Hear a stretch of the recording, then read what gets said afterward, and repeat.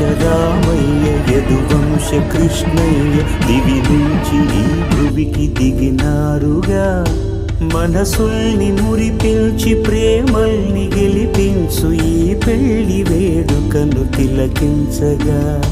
Kalyanam Vaibhogam